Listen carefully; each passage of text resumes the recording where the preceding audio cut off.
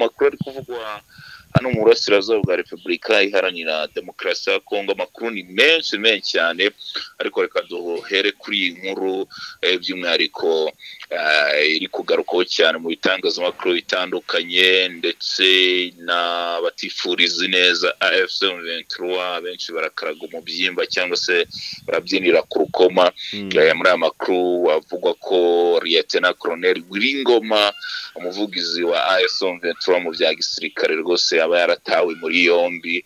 N'amakuru agezweho, ndetse amakuru twagerageje kugenda dutohoza tuzenguruka ku mbuga zitandukanye za AFC M23. Ubwo iyi nkuru barayemeza, haba ku muvugizi wa M23 Lawrence Kanyuka, ndetse n'umuvugizi mu bya politike ariwe Dr. Oscar Barinda, ntabyo aravuga. Ariko aya makuru twagerageje kuyatara cyangwa se kwerekeza hano mu burasirazuba bwa Repubulika Iharanira Demokarasi ya Kongo. Imboni zacu zatubwiye ko aya makuru rwose ari igihuha, kuko kugeza ubu ntaremezwa n'inzego. Jado urabizi, umunyamakuru wemeza ibintu ariko rwose bimaze gushyirwaho umucyo. Ntabwo wajya kuvuga ngo uremeza ibintu rwose udafitiye igihamya. Niko ku umunyamakuru byanyabyo cyangwa se umunyamakuru kuri. Gusa amakuru akavuga ko iki gihuha cyaturutse by'umwihariko muri parike ya Kauzi Biega iri muri Kivu y'Epfo, aho Wazalendo iri muri biriya bice ariyo yasakaje amakuru. Nakwita ko ari amakuru y'ibihuha, kuko kugeza ubu ntaremezwa n'urwego rumwe. Yes, igitondo cyiza kuri mwe mwese mukurikiye Connect Media TV ndetse na Inuma TV. Nk'ibisanzwe tuba turamutse tugiye kugezaho amakuru aba ari kuvugwa muri Repubulika ya Demokarasi ya Kongo, by'umwihariko mu nkengero z'umujyi wa Goma. Byifashe bite? Nge nitwa Jado Upright. Wowe udukurikiye bwa mbere, icyo ngusaba no gukora subscribe kugira ngo ujye ubasha kubona amakuru ku gihe, kugira ngo ubashe kumenya ku murongo w'urugamba uko bimeze hariya muri Repubulika ya Demokarasi ya Kongo. Nk'ibisanzwe mba ndi kumwe na mugenzi wanjye Joe Kubwimana, aba yaramukiye kuri tele ngo arebe uko bimeze. Ese mu nkengero z'umujyi wa Goma byifashe bite? Icyo ngusaba ni ukutajya kure. Ku murongo wa telefone rero ndi kumwe na Joe Kubwimana. Joe Kubwimana, waramutse ute? Naramutse neza Jado Upright, ndetse n'abakunzi ba Connect Media TV bari mu bice bitandukanye. Anezere ko mu bice baherereyemo bameze neza, Imana y'amahoro ibarinze, kandi dukomeze tubashimira umusanzu bakomeje kuduha kuri Connect Media TV ndetse na Inuma TV. Bakomeza batwereka rwose ko badukunda ndetse badoza ku mutima Jado Upright. N'abadukurikiye bakore subscribe, bazamure rwose hasi rwose, mukomeze mu subscribing uko amakuru tugenda tubagezaho n'ahandi mwayakuretse kuri Inuma TV ndetse na Connect Media TV. Amakuru abayize abavugwa hano mu burasirazuba bwa Repubulika Iharanira Demokarasi ya Kongo. Tudatinze, bihagaze bite mu nkengero z'umujyi wa Goma? Igitondo kimeze gute? Igitondo kimeze neza. Muri aya masaha dukoremo ikiganiro, abenshi barerekeza mu mirimo ku ruhande rwa Repubulika Iharanira Demokarasi ya Kongo. Ndabona hano ku mupaka munini wa Lakronish abenshi rwose baragenda berekeza hakurya, dore ko ku isaha 12 rwose abenshi baba batangiye kugenda, uba wafunguye, kuko ku mupaka munini wa Lakronish uzwi nka Lakronish cyangwa se Grande Barriere bafungura isaha 12 ndetse bagafunga saa 4 z'ijoro. Ni mu gihe ku mupaka muto bafunga isaha 12, bafunga isaha 12 za mu gitondo. So ubwo rero abantu baragenda berekeza mu mirimo muri umujyi wa Rubavu. Aho nanyuze rwose ndabona ibintu bimeze neza cyane. Twihuta rero mu makuru ari kuvugwa hano mu burasirazuba bwa Repubulika Iharanira Demokarasi ya Kongo. Amakuru ni menshi cyane, ariko reka duhere kuri iyi nkuru by'umwihariko iri kugarukaho cyane mu bitangazamakuru bitandukanye, ndetse n'abatifuriza neza AFC M23 benshi barakaraga umubyimba cyangwa se barabyinira ku rukoma. Muri aya makuru avugwa ko Lieutenant Colonel Wiringoma, umuvugizi wa AFC M23 mu bya gisirikare, rwose yaba yaratawe muri yombi. N'amakuru agezweho, ndetse amakuru twagerageje kugenda dutohoza tuzenguruka ku mbuga zitandukanye za AFC M23. ubwo iyi nkuru barayemeza haba ku muvugizi wa M23 Lawrence Kanyuka ndetse n'umuvugizi mu bya politike ariwe Dr Oscar Barinda ntabyo aravuga, ariko aya makuru twagerageje kuyatara cyangwa se kwerekeza hano mu burasirazuba bwa Repubulika Iharanira Demokarasi ya Kongo. Imboni zacu zatubwiye ko aya makuru rwose ari igihuha, kuko kugeza ubu ntaremezwa n'inzego. Jado urabizi, umunyamakuru wemeza ibintu ariko rwose bimaze gushyirwaho umucyo, ntabwo wajya kuvuga ngo uremeza ibintu rwose udafite igihamya. Niko kuba umunyamakuru byanyabyo cyangwa se umunyamakuru ukuri. Gusa amakuru akavuga ko iki gihuha cyaturutse by'umwihariko muri parike ya Kauzi Biega iri muri Kivu y'Epfo, aho Wazalendo iri muri biriya bice ariyo yasakaje amakuru. Nakwita ko ari amakuru y'ibihuha kuko kugeza ubu ntaremezwa n'urwego rumwe.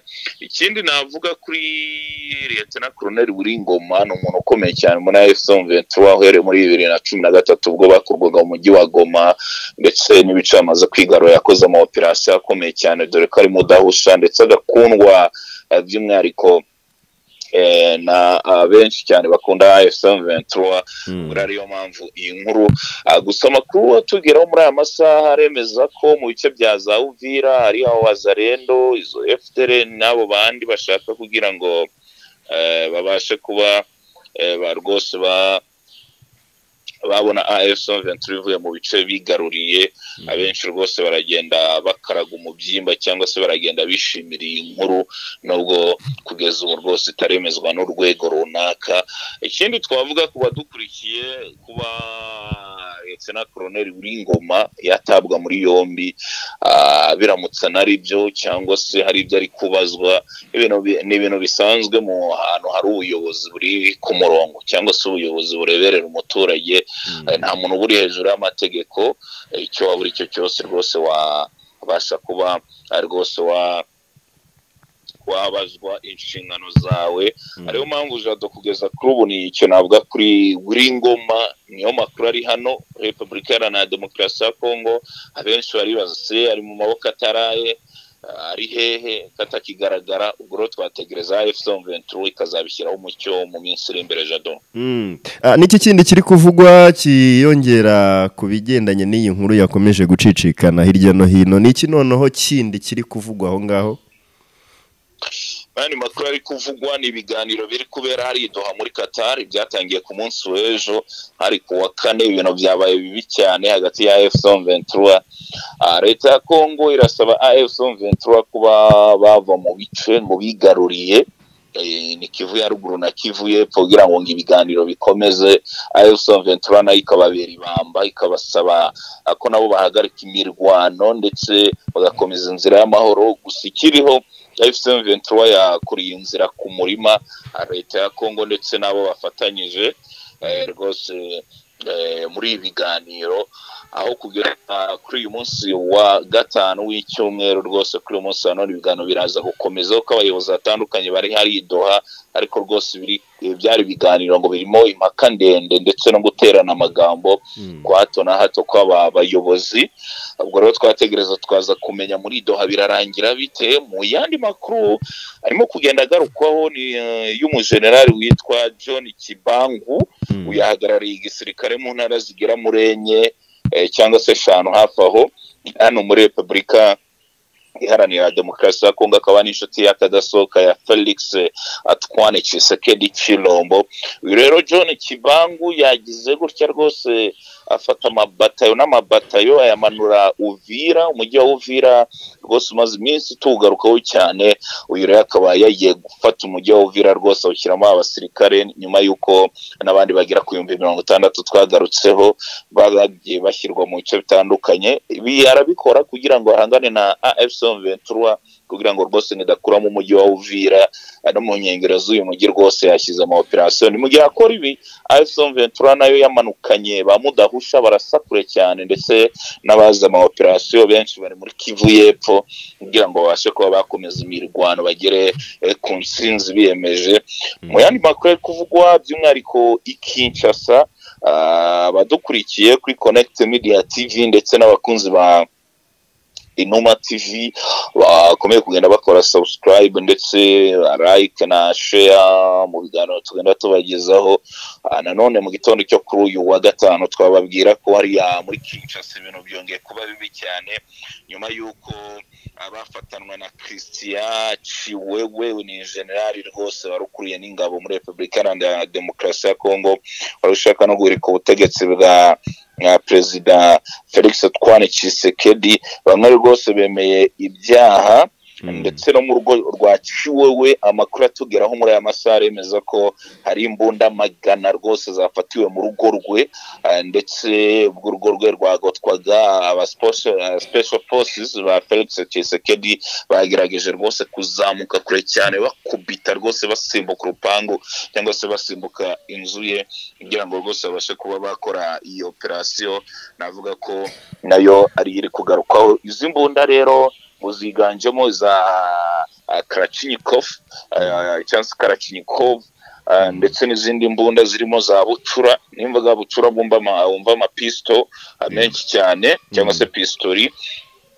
Kuri ubu rero abandi bafatanwe na Christian Chiwewe mu bari bafite umugambi wo gurika Felix Antoine Tshisekedi Chilombo, amazina yabo amaze kungeraho.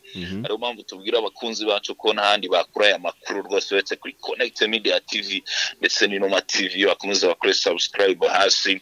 Aya mazina rero amaze kungeraho aremeza neza ko harimo General Justin uyu niwe warushinzwe ibijyanye n'amakomande mu gisirikare cya Felix Antoine Tshisekedi. Abenshi bazi by'urugamba barabyumva.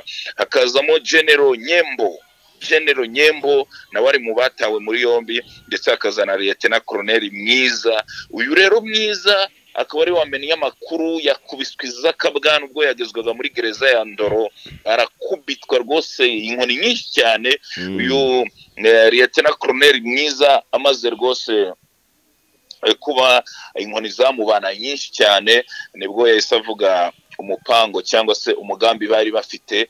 Avuga ko rwose cyari kigambiriwe ari kwivugana Felix Antoine Tshisekedi Chilombo ndetse no guhirika ubutegetsi bwe no kugumura igisirikare rwose kajya mu mashyamba ya Kongo nabo bakabasha kurwanya Felix Antoine Tshisekedi. Uyu mugabo rero bikaba bivugwa ko yakubiswe inkoni nyinshi cyane kugeza ubu Chiwewe ahantu afungiwe muri gereza ya Ndoro. Jado Pride n'abadukurikiye nababwira ko gereza ya Ndoro ni gereza mbi cyane iri hariya Kinshasa hagati mu mazi. Ni gereza abaragiye ngo bororeramo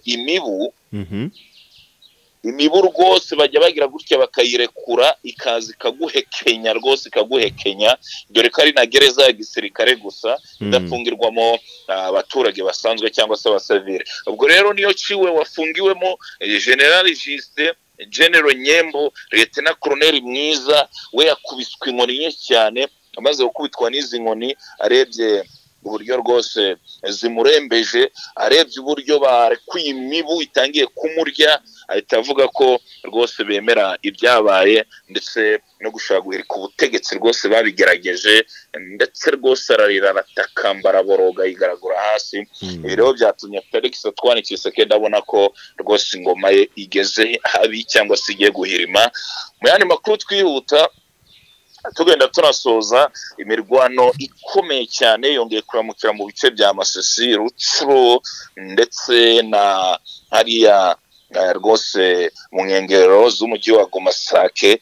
Aba rero bagaba ibi bitero byo nakwita ibitero Shuma ndetse na M23 ikabikomeje ama operation mu bice bitandukanye no kugira ngo rwose umutekano ugaruke. Aba bagaba ibi bitero ni Wazarendo na amabandi abaje kwiba baje kugira ute cyangwa se benshi bamara guhekenya urumogi nagarukagaho ku munsi w'ejo bakumva ko barigarurira umujyi wa Goma, bakumva ko bareta bigarurira ibice bitandukanye. AFC23 niyo mpamvu ikoresha imbunda zirasakure cyane rwose ikabasha kubakubita mu cyico abenshi kagenda ibasubiza. Ubwo rero muri kitondo nabo basakiranye mu makuru avugwa hano muri Goma. Tugarutse hano muri Goma hakomeje umusako cyangwa se kugenda mu mazu no mu bindi bice bitandukanye bareba ahantu FDLR n'indi mitwe baba bihishe. Kuri uyu munsi rero kuri wa gatanu iyo gahunda irakomereza mu bice bitandukanye nkuko twakomeza kugenda tubigarukaho. Ari mu gihe bibiri kuba mu burasirazuba bwa Repubulika Iharanira Demokarasi ya Kongo za Ituri, rwose imvura nyinshi cyane ngibasiriye Repubulika Iharanira Demokarasi ya Kongo. Ibintu byabaye bibi cyane Jado. Yego. Bayuko imvura ivuye hariya za Kinshasa kuri yageze Bunia hariya muri Ituri, aho abantu batari bake basize ubuzima abandi bakurwa mu byabo bitewe n'iyi mvura. Ubwo rero murumva ko Felix Antoine Tshisekedi arahangana n'intambara AFC/M23, arimo guhangana nayo, ahangane n'ihirikwa ry'ubutegetsi, ahangane n'ibiganiro, amasezerano agomba gusinya ari kumwe na nyakubahwa perezida wa Repubulika y'u Rwanda Paul Kagame. Amasezerano agomba gusinywa Washington DC nuko Donald Trump yabyemeje, yo guhagarika imirwano n'iki. Urumva ko Felix Antoine Tshisekedi rwose amerewe nabi, asanzwe rwara umutima rwose, mushaka no kumva yikubise hasi, ibintu bibaye bibi cyane umunota ku wundi. Nsoza nasoreza kuri ayo masezerano. Mwabonye ko Donald Trump perezida wa Leta Zunze Ubumwe za Amerika yavuze ko amasezerano nyuma y'uko ashyizweho umukono n'abayobozi bahagarariye ububanyi n'amahanga Kayikwamba ndetse na Nduhungirehe hariya i Washington DC, kuri ubu rero amasezerano araza kubashyirwaho umukono mu byumweru bibiri nk'uko perezida wa Leta Zunze Ubumwe za Amerika Donald Trump yabigarutseho ku ruhande rwa perezida Felix Antoine Tshisekedi ndetse no ku ruhande rwa nyakubahwa perezida wa Repubulika y'u Rwanda Paul Kagame. Ni amasezerano yo guhagarika imirwano, ni mu gihe mu bice bitandukanye imirwano ikomeje. Nibyo navuga by'umwihariko ku makuru bari kuvugwa hano muri Repubulika Iharanira Demokarasi ya Kongo. Jado Pride, ubwo no mu yindi minota niba hari nk'ikibazo kimwe cyangwa ibiri wambaza, rwose turagenda tubageza andi makuru.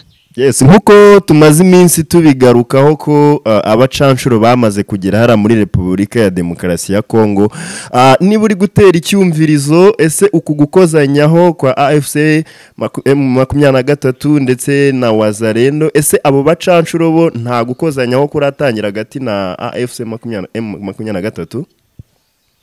Abacanshuro bivugwa ko bo muri Colombia bari guhekenyera amafaranga bahawe. Amakuru yatugezeho nuko bari kwishyurwa hafi $8,000 by'amadolari ku kwezi, bari kuyahekenyera mu nkengero za Uvira, dore ko bagiye rwose babashyira kuri bariyeri z'umujyi wa Uvira no mu bindi bice kugira ngo AFC/M23 itazamuka ikuramo Uvira ikomereza no mu bindi bice bitandukanye. Aba rero ntabwo bari muri ibi bice bigenzurwa na AFC/M23 bakivuye na Kivu ya ruguru, ahubwo bari ahantu biteguye kurasa kure cyane cyangwa se kurwana mu mijyi ku mijyi ikomakomeye. Nicyo nakubwira Jado. Ubwo rero ababo bari muri ibyo bice bari kwekenyera amafaranga, ntabwo rwose baratangira kurasa. Okay, reka tugushimire cyane. Urakoze cyane. Icyo nakwibutsa abakunzi bacu bakomeza badukunde kandi badoze ku mutima amakuru yize, amakuru abari kuvugwa hirya no hino by'umwihariko muri Repubulika Iharanira Demokarasi ya Kongo, nta handi bayakura uretse ku Numa TV ndetse no kuri Connect Media TV. Bakomeza bagira ibihe byiza. Twinjiye muri weekend, hari amakuru menshi ari kuvugwa, yose turagenda tuyabasesengurira mu masaha make cyane ari imbere. Icyo basabwa no kutanyeganyeza urushinge rwabo, cyangwa se niya nabyita urushinge, niba nabyita bagure bando nyinshi cyane amaso yabo ku screen yabo, abakoresha smartphones, abakoresha amalaptop, abakoresha ibintu bitandukanye bareba kuri YouTube ibiganiro byacu, nababwira ku byiza byo biracyaza, ibyo babona ni bike, ngo turaza gusubira. Okay, reka tugushimire cyane. Urakoze cyane Jado Pride. Yes, reka mugenzi wanjye Joe Kubwimana ku makuru meza atugejejeho tumushimire cyane. Nta kindi cyari gitumye turamuka tubagezaho amakuru, ni inkuru ikomeje kugenda igarukaho cyane yuko afande Wiringoma yaba yamaze gutabwa muri yombi, ariko umvishe ko ntacyo ubuyobozi bwa AFC M23 bwari bwatangaza kuri izi nkuru ziri kugenda zivugwa, kandi n'ubundi niyo byaba byabaye ni ibisanzwe kuko discipline ya gisirikare nyine ufite amakosa arayahanirwa. kimwe n'abandi bose. Nuko nguko rero bimeze, amakuru yo tuba tugomba kuyakugezaho umunota ku wundi, tukayakugezaho ku gihe. Reka mbashimire cyane mwese twabanye, mwe mutarakora subscribe, mukore subscribe kugira ngo amakuru yose n'ibiganiro byose tubagezaho bigiye bageraho mu ba mbere. Jye na Jado Upright, mukomeze mugire umunsi mwiza.